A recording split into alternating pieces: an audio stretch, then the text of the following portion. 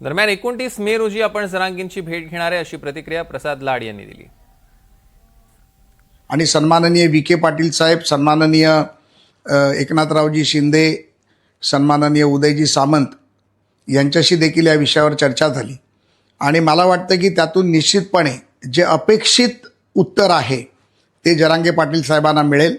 समाजाला न्याय मिळण्यासाठी त्यांचा जो लढा आहे त्यामध्ये माझा देखील सहभाग निश्चितपणे राहील आणि जे समाजाच्या हितासाठी कोणालाही न दुखवता योग्य पद्धतीने जे करता येईल ते देखील आम्ही करायचा प्रयत्न करणार आहोत।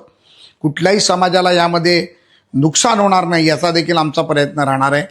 त्यामुळे येणाऱ्या 29 तारखेला माननीय विखे पाटील साहेबांबरोबर मी अंतरवाली सराटीला जाऊन माननीय जरांगे पाटील मनोजदादांची भेट घेणार आहे। यावर संजय शिरसाट यांनी काय प्रतिक्रिया दिली आहे तीही बघूया। आंदोलन करते त्यांचा उपोषणाचा रोख तो त्यांच्या दृष्टिकोनातून योग्य आहे। सरकारची काय भूमिका आहे हे सरकार मांडेल, म्हणून आता सरकार आणि त्यांच्यात काय चर्चा चालू आहे याबद्दलचा माहिती आमच्याकडे नाही।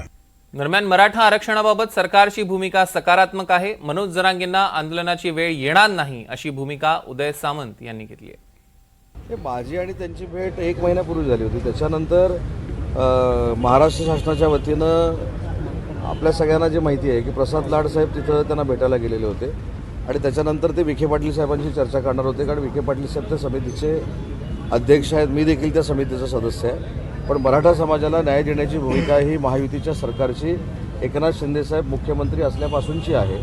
आज देवेंद्रजी देखील त्याच पद्धतीनं काम करत आहेत। त्याच्यामुळे मनोजदादा जरांगेंच्या ज्या काही शंका असतील ते सरकार म्हणून आम्ही दूर करतो।